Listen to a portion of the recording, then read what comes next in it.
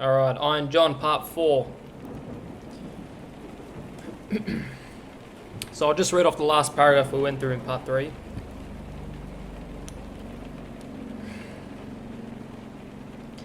There's a general assumption now that every man in a position of power is or will soon be corrupt and oppressive.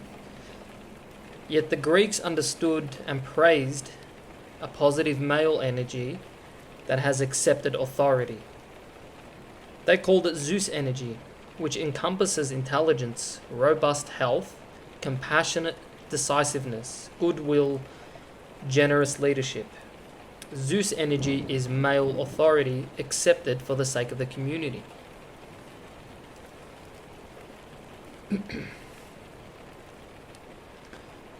The Native Americans believe in that heathful male power.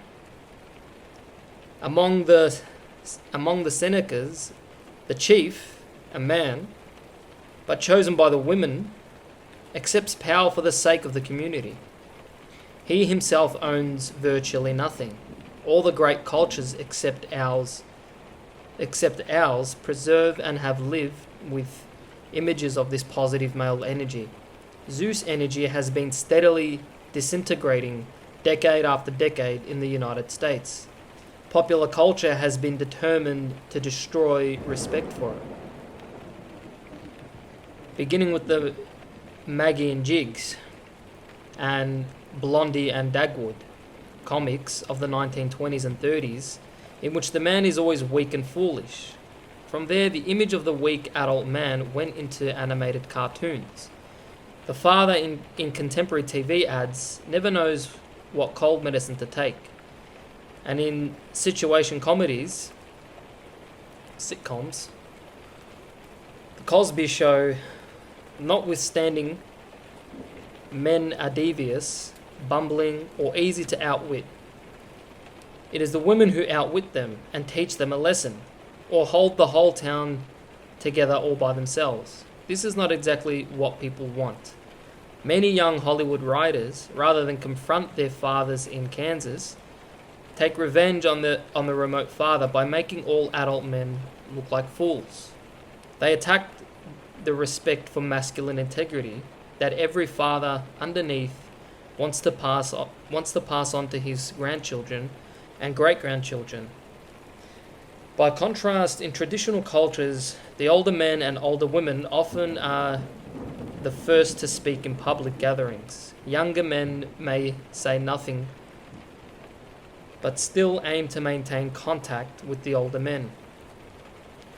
Now we have 27-year-olds engaged in hostile takeovers who will buy out a publishing house and dismantle in 6 months what an older man has created over a period of 30 years. I offered my help in undermining Zeus energy during my 20s and 30s. I attacked every older man in the literary community who was within arrow range, and enjoyed seeing the arrows pass through his body, arrows impelled by the tense energy bottled in my psyche. I saw many parts of my father's daytime life, his work habits, and his generous attitude toward working men. But he was inaccessible in some other way, and the hole in me filled with demons. As Michalik predicted, older men who I hardly knew received the anger.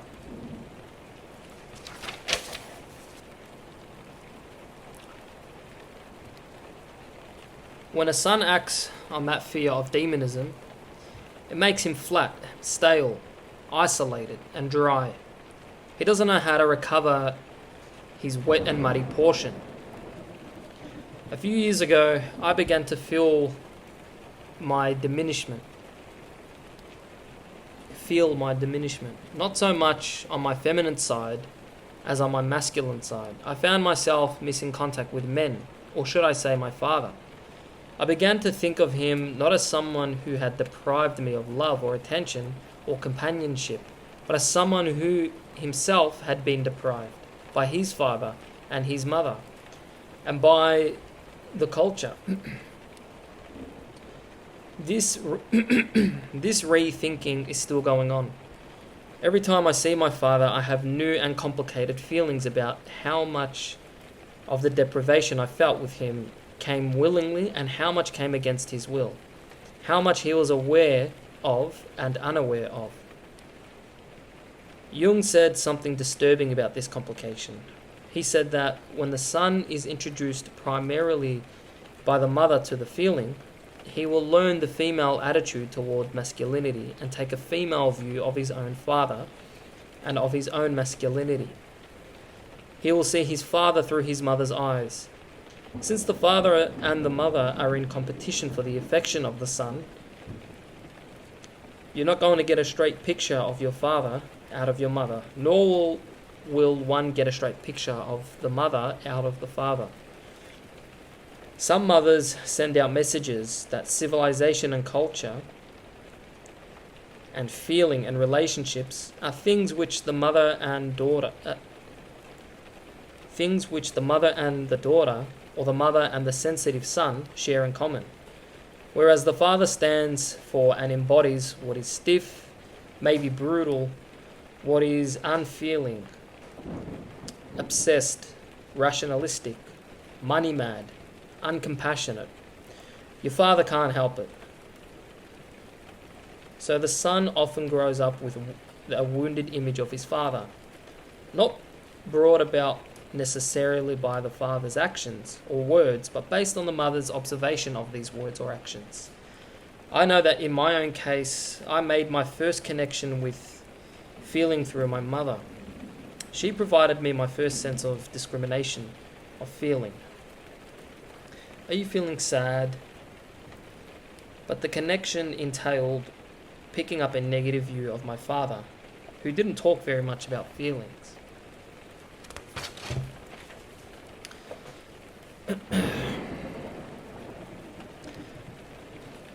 It takes a while for a son to overcome these early negative views of the father. The psyche holds on tenaciously to these early perceptions. Idealization of the mother or obsession with her, liking her or hating her, may last until the son is 30 or 35, 40. Somewhere around 40 or 45, a movement toward the father takes place naturally. A desire to see him more clearly and to draw closer to him. This happens unexplainably, almost as if on a biological timetable. A friend told me how that movement took place in his life. At about 35, he began to wonder who his father really was.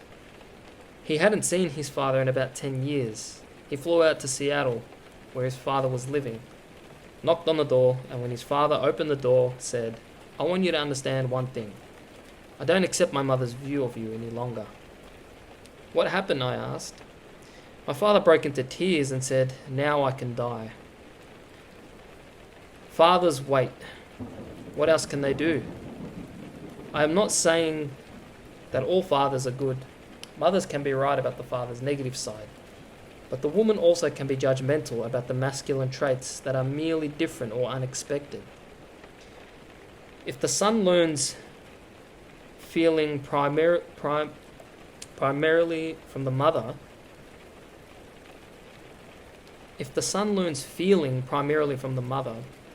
then he will probably see his own masculinity from the feminine point of view as well.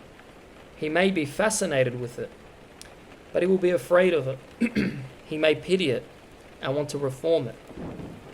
Or he may be suspicious of it and want to kill it. He may admire it, but he will never feel at home with it. Eventually, a man needs to throw off all indoctrination and begin to discover for himself what the father is and what masculinity is.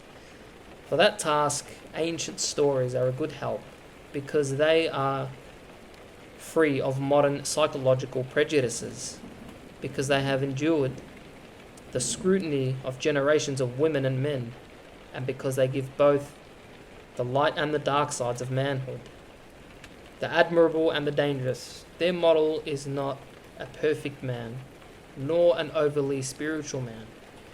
In the Greek myths, Apollo is visualized as a golden man, standing on an enormous accumulation of the dark alert, dangerous energy called Dionysus.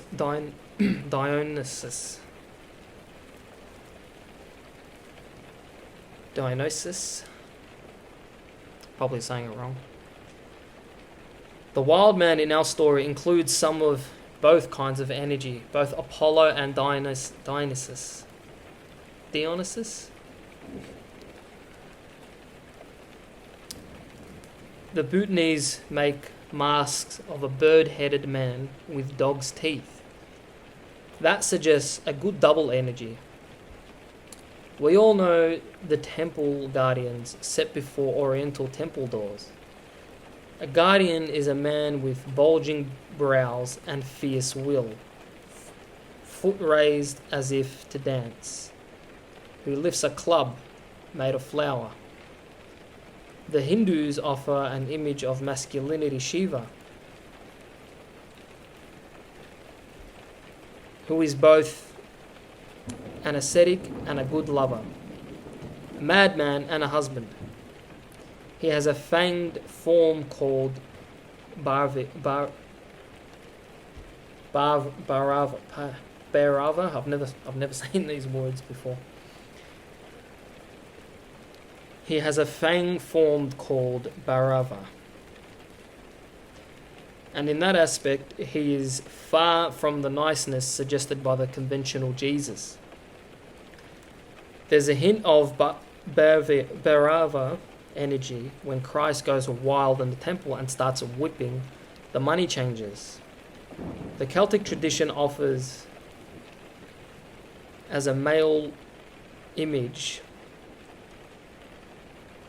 Cuchulainn.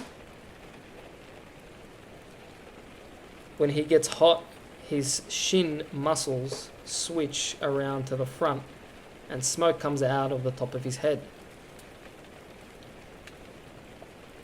These powerful energies inside men are lying. Like Iron John, in ponds we haven't walked past yet. It is good that the divine is associated with the Virgin Mary and a blissful Jesus, but we can sense how difficult it would be for young men if we lived in a culture where the divine also was associated with mad dancers, fierce-fanged men, and a being entirely underwater, covered with hair. All of us, men and women both, feel some fear as we approach these images. We have been trying for several decades, rightly, to understand the drawbacks of the destructive, macho personality type. And in that regard, I think it is helpful to keep in mind the distinctions between the wild man and the savage man. When a man gets in touch with the wild man, a true strength may be added. He's able to shout and say what he wants in a way that the 60s, 70s man is not able to. The approach to, or embodying of, receptive space that the 60s, 70s man has achieved is infinitely valuable and not to be given up. But as I wrote in a poem called A Meditation on Philosophy, when you shout at them, they don't reply. They turn their face toward the crib wall and die. Yeah, almost 10 minutes.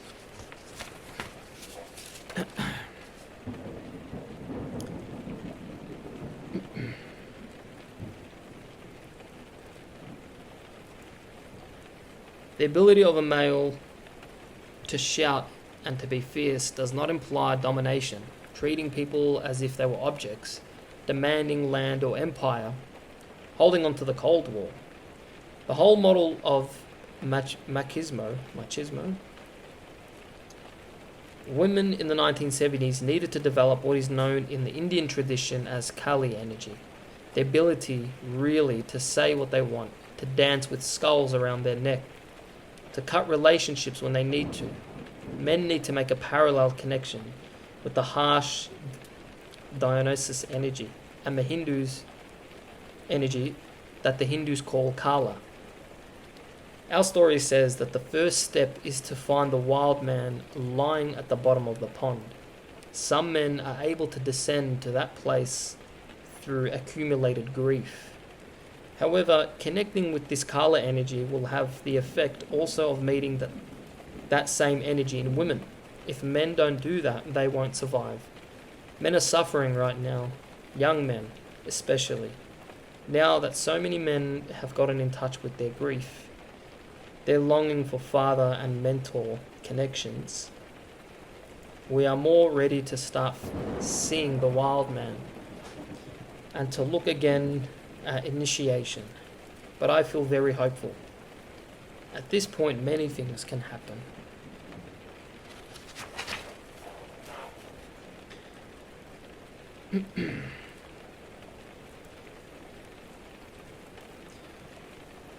We're up to chapter 2 now. It's called When One Hair Turns Gold.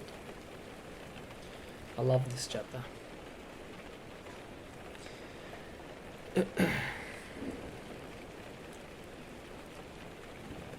We could ask, why not stop here? We have a young man who has stolen the key from under his mother's pillow.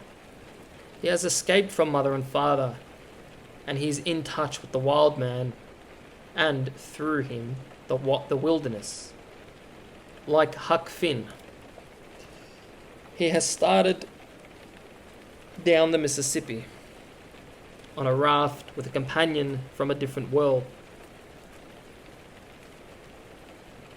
But if our story describes initiation, we know we will have to deal soon with some sort of wound, the breaking of a bone, a puncture to the skin, and making of wound patterns on the body. That is all part of it. Mircea Eliade, in his reports of initiation experiences in dozens of cultures all over the world, mentions that initiation of boys begins with 2 events.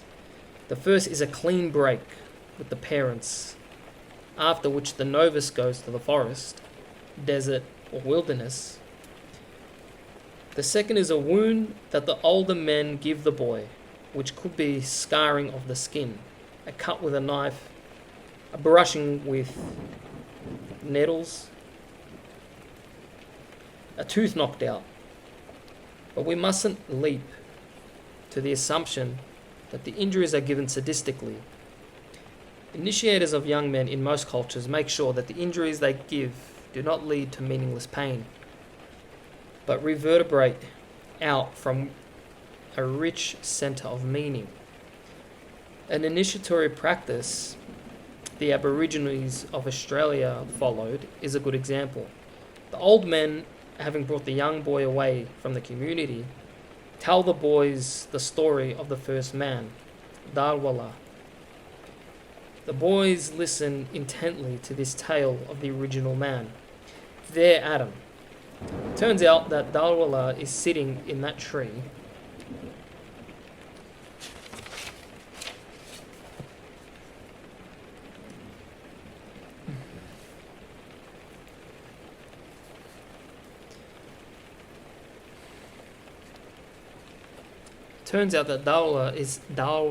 Darwala is sitting in that tree over there. While the boys try to see Darwala in the tree, an old man comes down the line and knocks out a tooth from each boy's mouth. The old men then remind the boys that something similar happened to Darwala. He lost a tooth. Their tongues for the rest of their lives associate the broken tooth with a living connection to Darwala. Most of us would give up a tooth for a living connection to Adam. Early adolescence is the time traditionally chosen for initiation to begin. And we all recall how many injuries we received at that age. Adolescence is a time of risk for boys. And that risk-taking is also a yearning for initiation. The number of injuries a typical man has endured is astounding. This became visibly clear to me one day in San Francisco when several hundred men were gathered in a large room.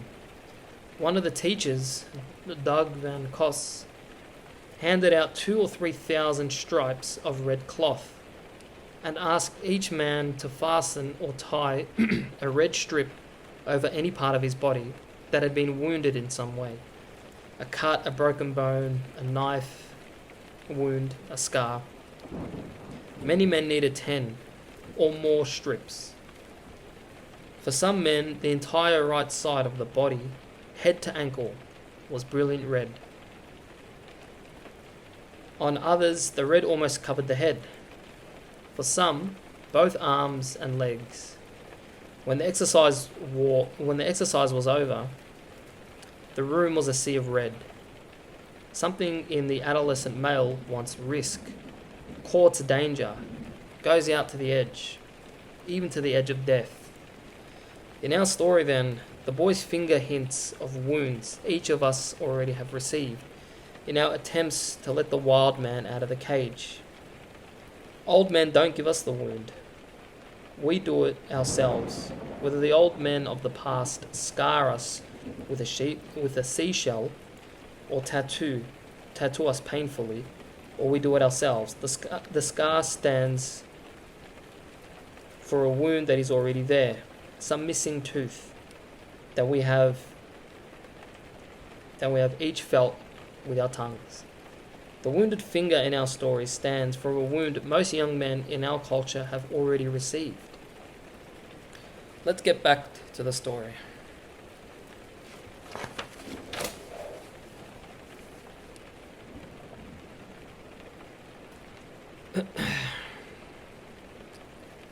The first day at the pond. That's the part of the story that we're up to. When the wild man had reached the dark forest once more, he took the boy from his shoulders, put him down on the earth, and said, "You'll never see your mother and father again, but I will keep you with me, for you have set me free, and I feel compassion for you. If you do everything as I tell you, all will go well. I have much gold and treasure, more than anyone else in the world." The wild man prepared a bed of moss for the boy to sleep on, and in the morning took him to a spring. "Do you see this golden spring? It is clear as crystal and full of light. I want you to sit beside it and make sure that nothing falls into it, because if that happens, it will wrong the spring. I'll return each evening to see if you've obeyed my order." The boy sat down at the spring's edge. Occasionally he glimpsed a golden fish or gold snake, and he took care to let nothing fall in. But as he sat there, his wounded finger was so painful that, without intending to, he dipped it into the water. He pulled it out instantly, but he saw that the finger had turned to gold, and no matter how much he washed it, the washing did no good. Iron John came back that evening and said, "Anything happen with the spring today?" The boy held his finger behind his back to keep Iron John from seeing it and said, "No, nothing at all." "Ah, you've dipped your finger in the spring," said the wild man. "We can let it pass this once, but don't let that happen again. We'll talk of the gold attaching itself to the fingertip in a moment, but for now we'll stay a little longer with the wound." The wound hurt so much that the boy dipped it involuntarily into the pond. That is basically what the story says. If we are to live in this story, rather than merely observe it,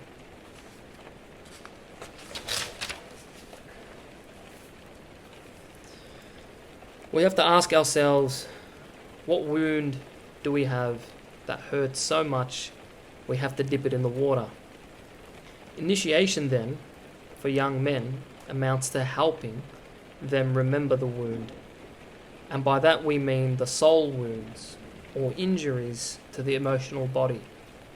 Sometimes the outward scars exist to remind us of inward scars.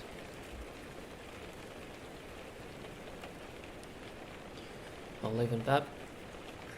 See you in the next part.